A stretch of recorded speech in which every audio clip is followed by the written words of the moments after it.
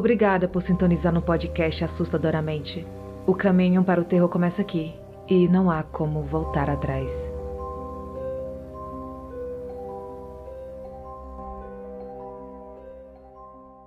Clínica Assombrada. Olá, me chamo Juliana, tenho 34 anos. Conforme vou ouvindo o podcast, vou relembrando algumas histórias. Pois então, trabalho como auxiliar de dentista em uma clínica que funciona 24 horas por dia para emergências. Entro pela tarde e fico até a noite.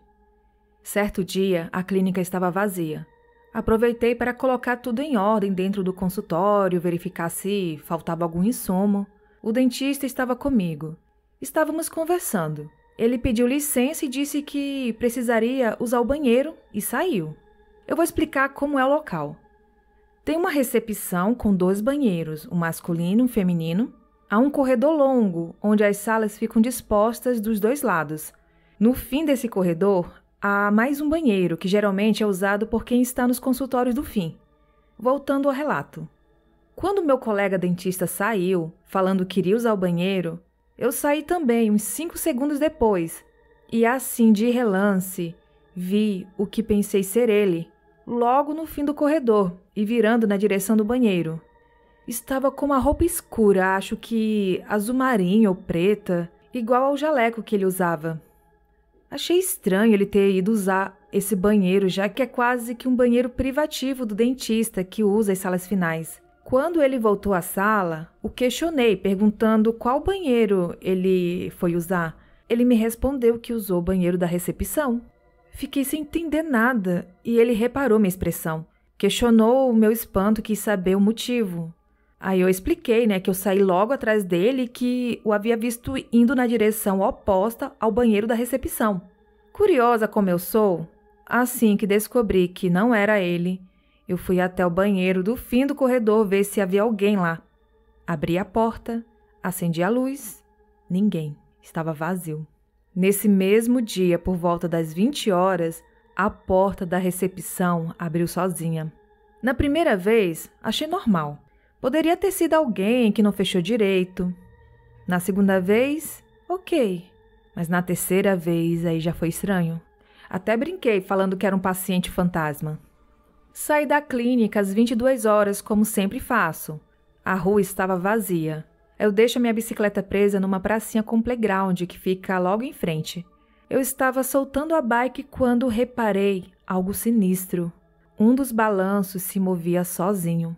Nessa noite não estava ventando e, como eu mencionei, não havia ninguém ali. Tinha 2 balanços, mas apenas um deles se movia.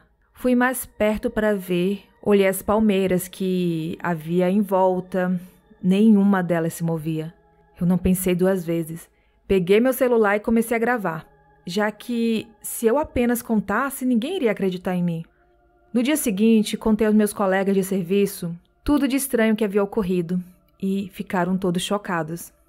PS, eu tenho vídeo do balanço no YouTube.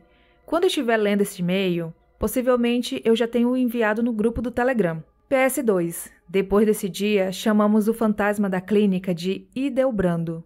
Um senhor que era dentista há 80 anos faleceu em serviço e ainda não se deu conta disso.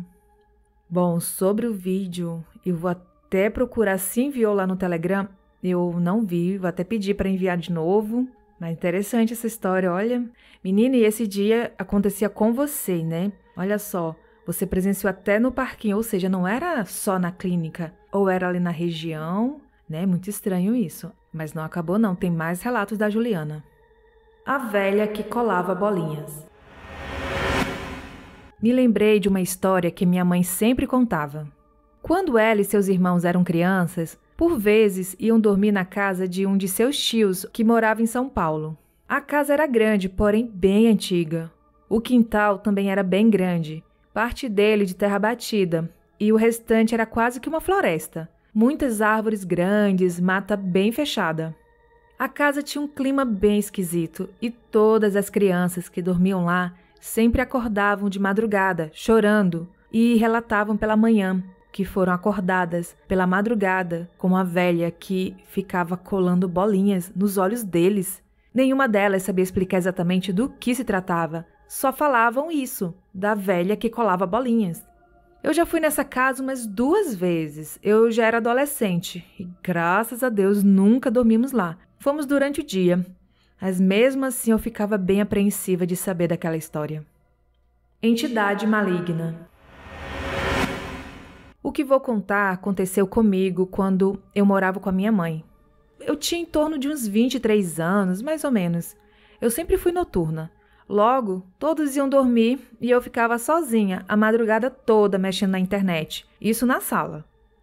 Certa noite, como de costume, lá estava eu pelas 3 da manhã sozinha. Lembro que eu estava super bem, não passava por nenhum problema, não estava triste. Simplesmente assim do nada, o ambiente da sala ficou muito esquisito. Uma sensação muito ruim tomou conta de mim. Não senti medo na hora. A melhor palavra que eu uso para descrever o que eu senti é opressão. Uma angústia muito grande, o ar pesado, um sentimento muito ruim mesmo. Ao mesmo tempo que eu sentia isso, eu tinha a impressão de que as paredes de onde eu estava se moviam, iam se fechando, se comprimindo, sei lá, dando a impressão de que a sala era cada vez menor e de que a qualquer momento eu seria esmagada ali. Eu tentei agir racionalmente. Respirei fundo e me acalmei. Eu sou cristã, então comecei a orar em pensamento, pedindo que aquela coisa ruim que estava ali fosse embora. Conforme eu orava, senti as paredes se abrindo e tudo voltando a ficar mais leve, até voltar ao normal. Isso me aconteceu uma única vez. Acredito que existem entidades malignas que andam por aí tentando assustar as pessoas, fazer com que tenham pensamentos ruins e até autodestrutivos. O que eu senti naquele dia, eu não desejo a ninguém. Eu recebi esses relatos no e-mail, foi enviado pela Juliana. Muito obrigada, Juliana, pela sua contribuição. E se tiver mais histórias, pode enviar.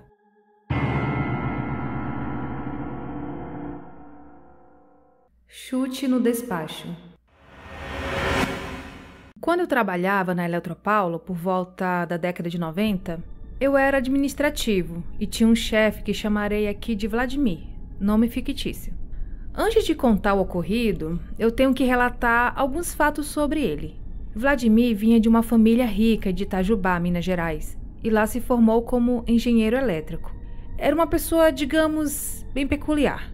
Em certas ocasiões, vinha alterado para a empresa por conta da quantidade de uísque que ele ingeria. E ele adorava. Muitas vezes, ele ia com o filho a um restaurante self-service e saía sem pagar. Era muito inteligente e espirituoso, mas o caráter era bem duvidoso. Ele era baixinho e usava uma peruca daquelas que ficam fixas no couro cabeludo. Certa vez, um eletricista em uma festa lhe perguntou: "Vladimir, esse cabelo é seu?" E ele respondeu: "Claro, fui eu que paguei."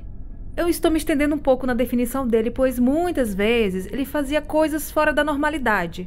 Se eu fosse contar todas elas aqui, o relato ficaria enorme.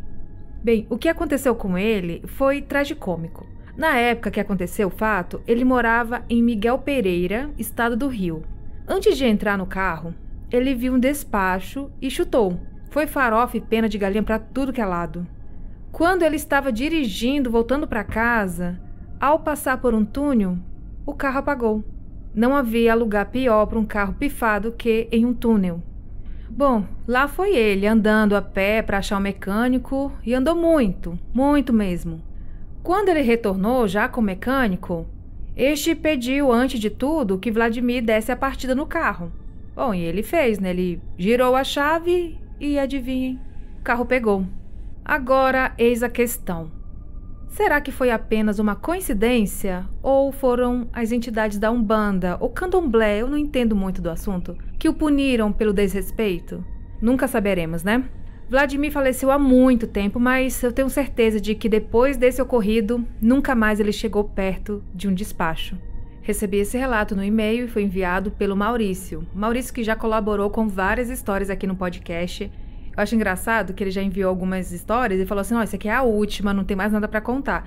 Mas conforme ele vai ouvindo as histórias do podcast, ele vai relembrando de outras coisas, né? E eu recebo vários e-mails assim também, de pessoas falando que ouviram as histórias e conseguiram lembrar de alguma coisa ali que estava esquecida, adormecida.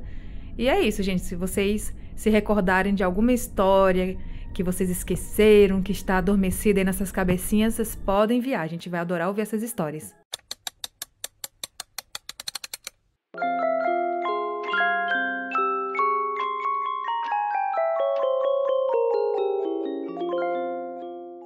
O Guardião. Me envolvi com uma pessoa que tinha problemas com alcoolismo. Morávamos em casas separadas. Certa noite, ele ficou insuportável e começou a caçar confusão. Naquele horário, não tinha mais ônibus para a chácara onde moro, nem Uber, nem táxi. Até tentei, mas realmente eu não consegui uma condução para ir embora. O jeito foi a pé mesmo. E já passava das 2 da madrugada. Da casa dele até a minha são mais de 5 quilômetros. Sinceramente, eu não tinha coragem de dormir lá com ele no estado em que se encontrava. Bêbado e começando a mostrar sinais de agressividade. Fui, e quando eu estava quase chegando em casa, parou um carro com um som muito alto e dele desceram 3 rapazes, todos alcoolizados, rindo muito, falando alto. O carro apenas os deixou ali e foi embora, seguindo por outra estrada de terra. Quando eles me viram, falaram alguma coisa em tom baixo entre eles e riram. Aí um deles falou: "Sozinha essa hora na estrada, gatona?" Eu nem respondi e apertei o passo. Na minha mente, eu pedi ajuda para as minhas entidades da Umbanda e principalmente para o guia da esquerda.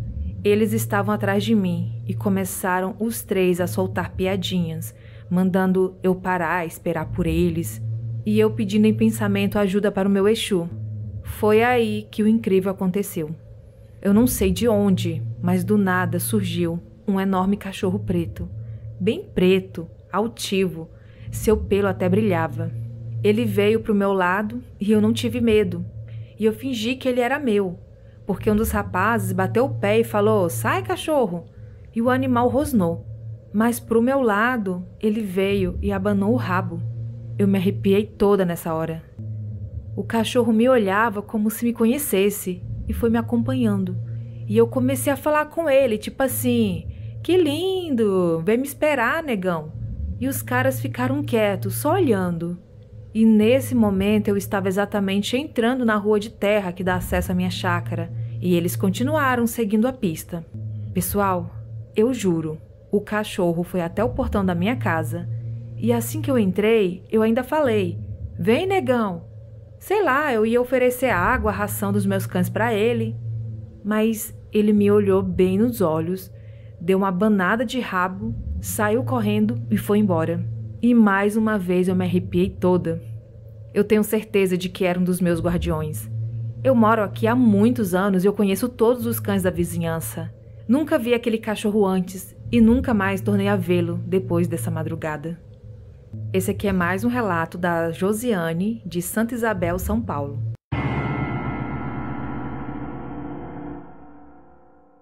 Vou contar para vocês um relato que eu recebi em dezembro de 2022 no grupo do Telegram. O rapaz contou a história dele lá. Eu achei bem interessante e pedi autorização para contar aqui no podcast. Conversamos um pouco mais no privado, tirei algumas dúvidas, peguei mais alguns detalhes da história. Só que o tempo passou. Eu acabei esquecendo de contar. Na verdade, eu contei a história lá no TikTok, mas esqueci de contar aqui no podcast.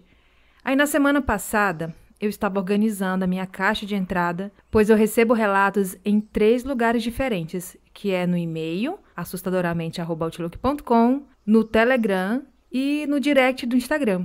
Na verdade, eu descobri um 4º lugar onde os ouvintes enviam os relatos, que é em um outro e-mail que eu criei e que eu postei o endereço lá no perfil do Instagram, na intenção de ser um e-mail comercial, sabe? Tipo, se uma empresa quiser entrar em contato, fechar uma publi, gente? Porque a gente tem que sonhar. Daí eu fui verificar esse outro e-mail, encontrei mais alguns relatos lá que eu nem sabia que tinha. Pois bem, voltando aqui. Esse relato que eu vou contar, ele estava esquecido nas minhas mensagens no Telegram. E o nome do relato é Pescaria Assombrada. O rapaz que presenciou essa história, ele se identificou lá no grupo, mas aqui ele pediu para não ser identificado. Vou chamá-lo aqui de Pedro, nome fictício. Pois bem, o Pedro, ele foi à pescaria com alguns amigos, no total de 8 pessoas.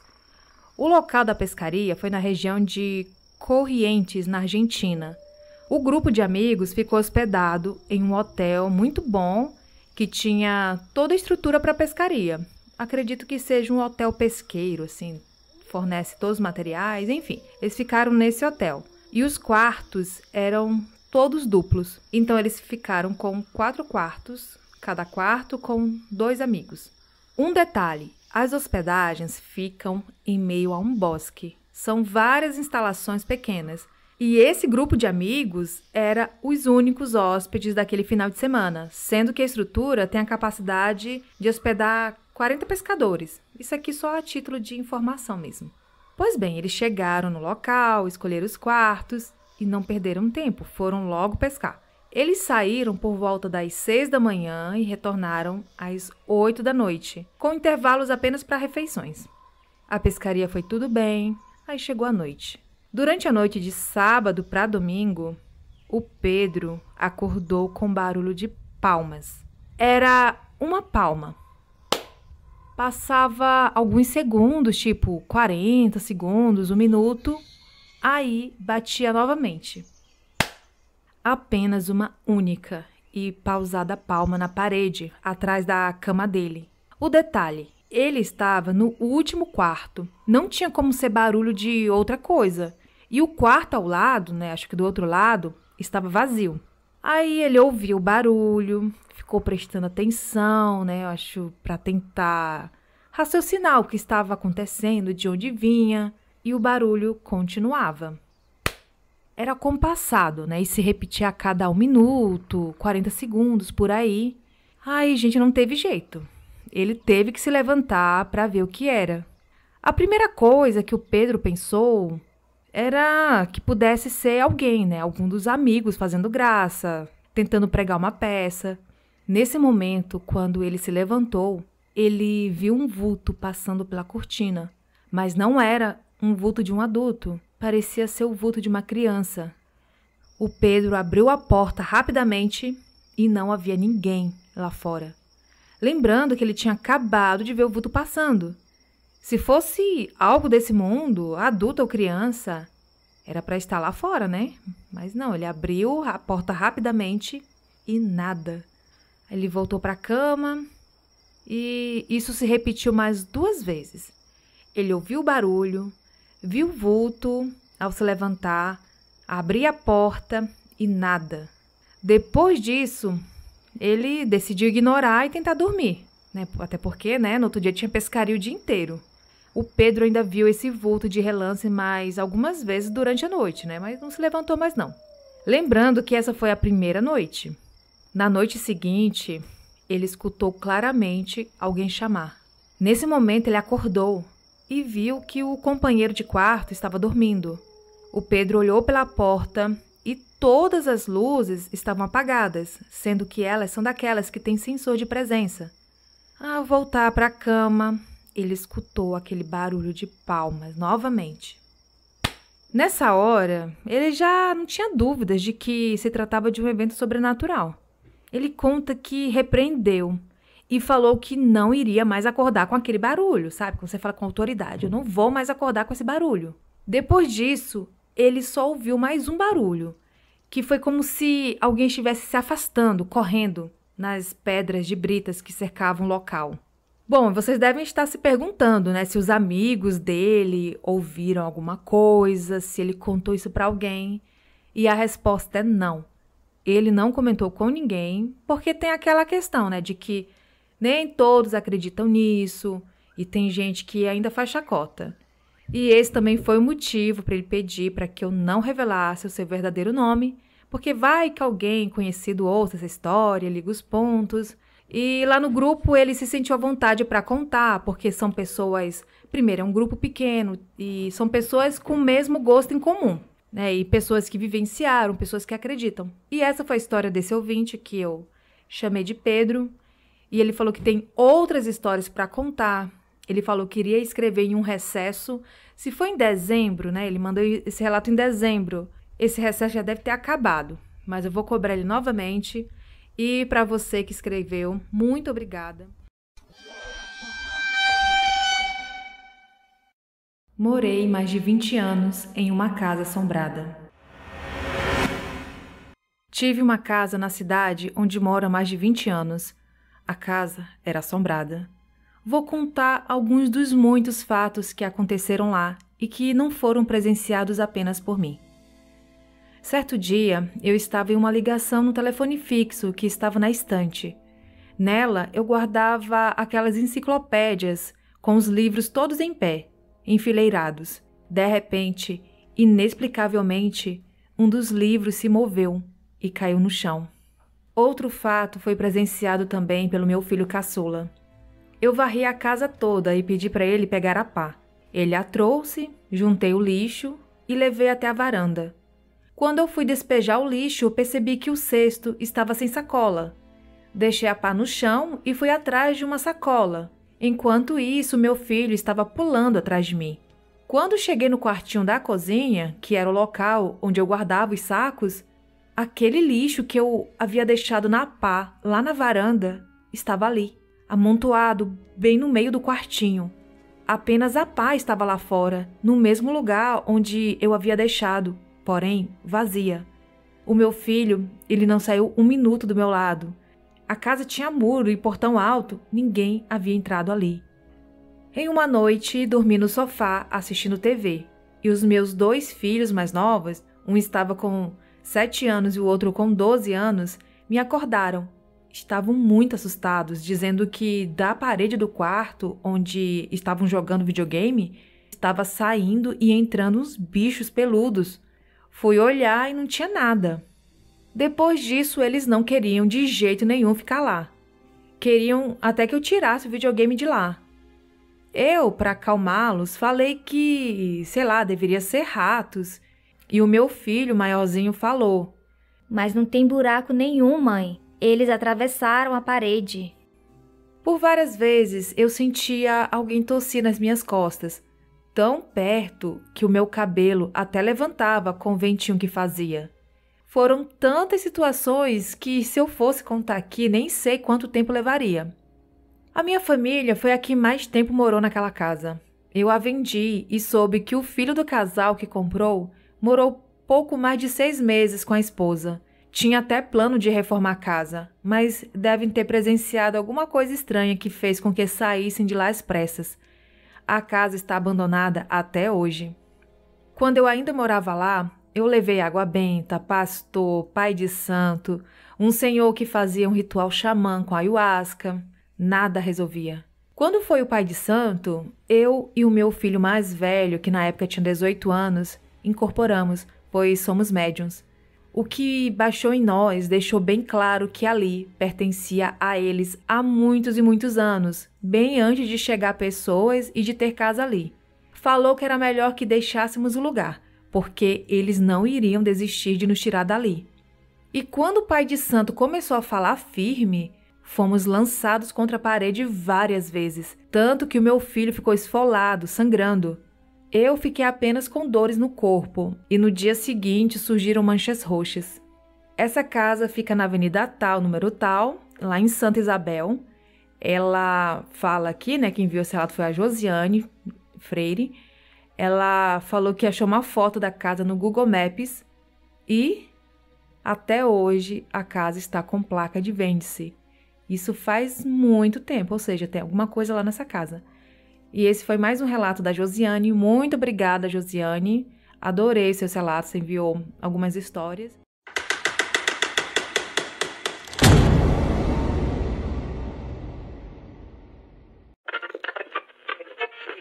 Obrigada por assinar o Assustadoramente. Você tem alguma história sobrenatural para contar? Então envie seu relato para o e-mail assustadoramente@outlook.com ou envie através de áudio pelo Telegram. Siga as redes sociais do podcast. Os links estão na descrição do episódio. Até a próxima quarta!